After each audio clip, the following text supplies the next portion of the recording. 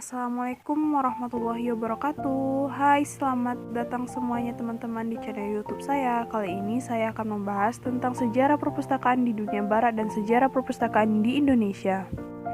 Oh iya teman-teman, jangan lupa like dan komen dan subscribe-nya ya.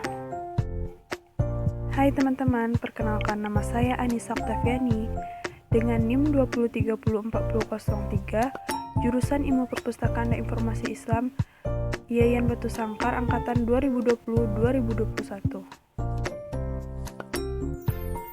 Baiklah, pada kesempatan kali ini saya akan memperkenalkan dosen pengampu saya dari mata kuliah pengantar ilmu perpustakaan, yaitu Ibu Rika Jufria Manita.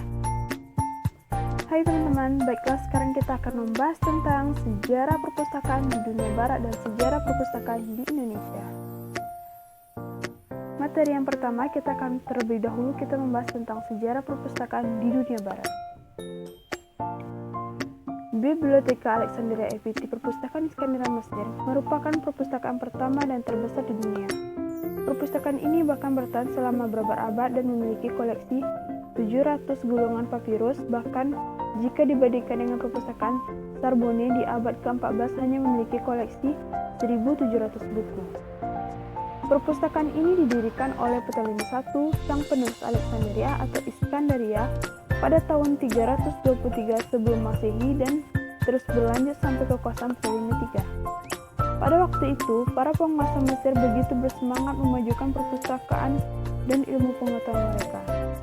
Bahkan dalam menunjukkan, Roma mengatakan bahwa sang raja Mesir membelanjakan harta kerajaan untuk membeli buku dari seluruh pelosok negeri hingga terkumpul 442.800 buku dan 90.000 lainnya. Bentuk ringkasan tak berjilid, ia juga memerintahkan prajurit untuk menyeledakan setiap kapal yang masuk guna memperoleh naskah. Jika ada naskah yang ditemukan, mereka akan menyimpan hasil dan mengembalikan salinannya. Menurut beberapa sumber, ketika Athena meminjamkan naskah-naskah drama klasik Yunani asli yang tak ternilai kepada Ptolemeus III, ia berjanji akan membayarnya. Namun, perpustakaan yang megah di Mesir tersebut tak pernah kembali seperti masa ke masanya.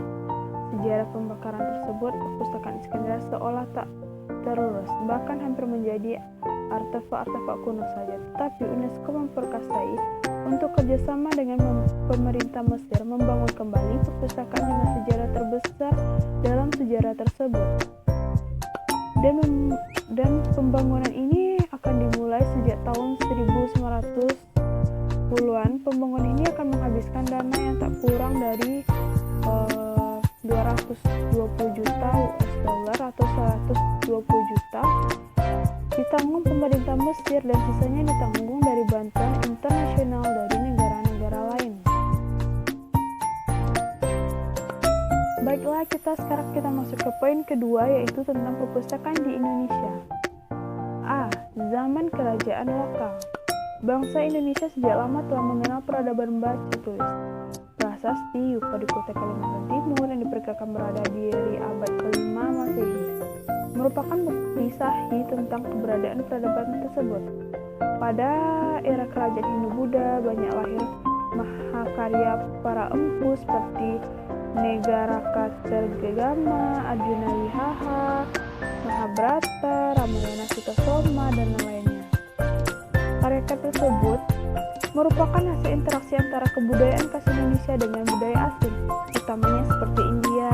Pada saat itu, kerajaan-kerajaan telah memiliki semacam seperti pustaloka, yakni tempat untuk menyimpan beragam hanya sastra ataupun kitab-kitab yang ditulis oleh para bujangga. Tak hanya itu saja, pemanfaatan naskah-naskah tersebut bukan untuk berkomunikasi masyarakat umum, melainkan lebih banyaknya untuk keperluan raja dan para kerabatnya. Perkembangan perpustakaan mengalami pasang naik di era kerajaan Islam, masuknya seperti Arab, termasuk baca dan tulis, yang kemudian berinteraksi dengan kebudayaan Melayu semakin memperkaya kekhasan budaya Indonesia. Pada masa itu banyak dihasilkan karya dari para pujangga seperti kitab Bustanus Salatin, Hikayat Raja-Raja Pasai, Babat Tanah Jawi, dan lainnya. Kitab-kitab tersebut biasanya disimpan di dekat keraton atau masjid yang menjadi pusat aktivitas kerohanian dan kebudayaan. B. Zaman Hindia Belanda. Masuknya bangsa Belanda dengan membawa teknologi bidang percetakan semakin mempercepat perkembangan budaya baca tulis di Indonesia. Di samping mendatangkan mesin cetak, mereka membangun gedung perpustakaan di beberapa daerah.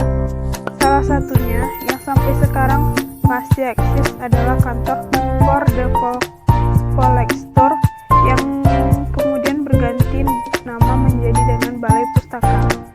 Pada tahun 1778, Batavia Genets Staatsfonds mendirikan perpustakaan yang mengkhususkan pada bidang kebudayaan dan ilmu pengetahuan yang kemudian pada tahun 1950 diambil alih oleh pemerintah Indonesia dan dinamakan Lembaga Kebudayaan Indonesia. Dalam perkembangannya, pada tahun 1089, organisasi ini melebur menjadi bagian dari Perpustakaan Nasional Indonesia. Perpustakaan lain yang didirikan adalah Biblioteca Bogoriensi dan fokus pada bidang biologi dan pertanian praktis. Perkembangan perpustakaan di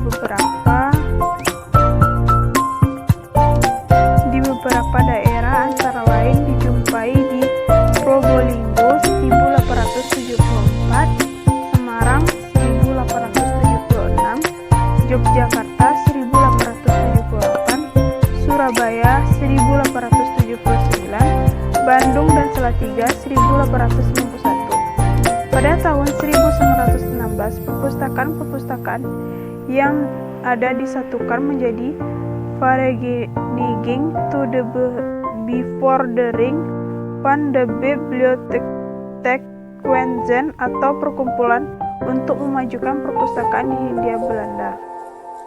Semasa pemerintahan Belanda menjalankan politik etis, Commissie for the Collector merupakan lembaga yang berperan dalam pemberdayaan perpustakaan.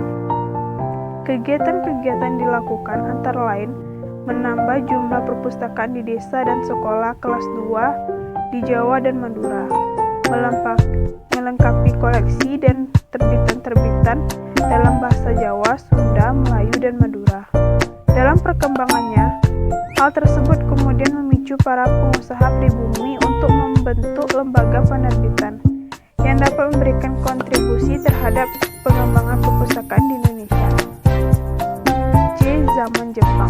Ketika Jepang menguasai Indonesia, mereka mengeluarkan kebijakan berupa larangan penggunaan buku-buku yang ditulis dalam bahasa Inggris, Belanda, dan Prancis di sekolah-sekolah. Akibatnya, buku terutama yang menggunakan bahasa Belanda dimusnahkan.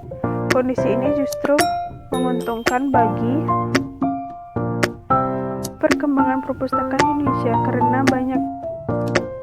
dengan kebijakan tersebut, buku yang diterbitkan dalam bahasa Indonesia jumlahnya menjadi semakin meningkat. Beberapa surat kabar yang terbit dengan menggunakan bahasa Indonesia pada saat itu antara lain Suara Asia, Cahaya Asia, dan lain-lain. Di zaman peralihan 1945 sampai 1950 dan periode 1950 dan sampai 1960. Setelah Indonesia merdeka, di tengah konsentrasi untuk mempertahankan kemerdekaan dari invasi pasukan Inggris dan Belanda, serta kesibukan menghadapi pemberontakan di beberapa daerah, pada tahun 1948 pemerintah mendirikan Perpustakaan Negara Republik Indonesia di Yogyakarta. Banyak permasalahan yang harus dihadapi mengakibatkan lambatnya perkembangan perpustakaan di Indonesia. Ketika kondisi negara mulai mapan pada kurun waktu tahun 1950 sampai 1960, pemerintah Republik Indonesia mulai mengembangkan perpustakaan melalui pendirian Taman Pustaka Rakyat atau TPR. Ada 3 tipe tanaman perpustakaan rakyat, Yang pertama, tipe A untuk perdesaan dengan komposisi koleksi 40% bacaan setingkat SD dan 60% setingkat SMP. Tipe B untuk kabupaten dengan komposisi koleksi 40% bacaan setingkat SMP dan 60% bacaan setingkat SMA. Tipe C untuk provinsi dengan komposisi koleksi 40% bacaan setingkat SMA dan 60% bacaan setingkat perguruan tinggi.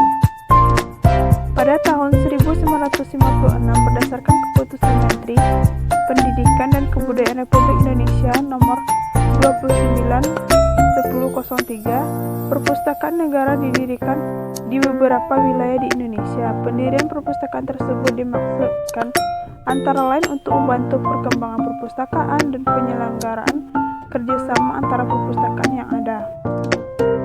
Perhatian pemerintah terhadap pengembangan perpustakaan terus meningkat, dan pada tahun 1969 dialokasikan dana untuk mendirikan perpustakaan di negara di 26 provinsi.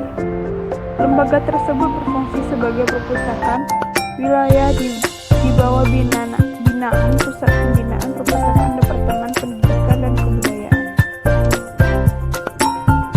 Berdasarkan keputusan Menteri Pendidikan dan Kebudayaan Republik Indonesia nomor 0164 tahun 1980, pada tahun 1950 didirikan Perpustakaan Nasional sebagai unit pelaksana teknis bidang perpustakaan di lingkungan Departemen Pendidikan dan Kebudayaan.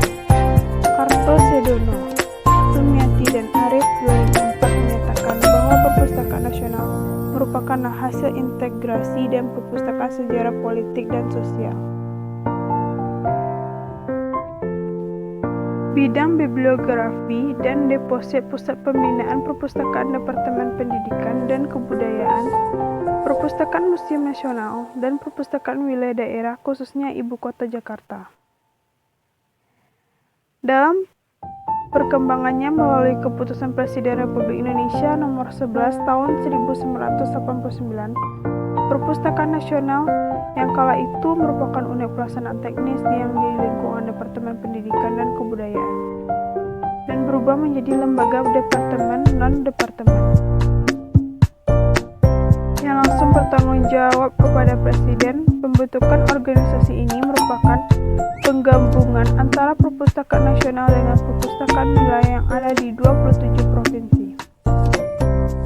Pada tahun 1997, berdasarkan Keputusan Presiden Republik Indonesia nomor 50, Perpustakaan Nasional diubah namanya menjadi Perpustakaan Nasional Republik Indonesia yang berlaku sampai dengan saat ini.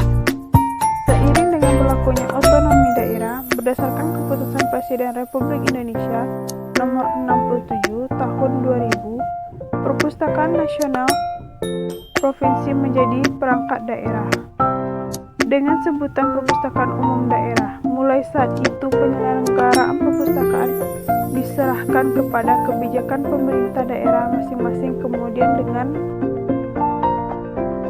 diberlakukannya Undang-Undang Nomor 43 Tahun 2007 tentang perpustakaan, diharapkan perkembangan perpustakaan Indonesia menjadi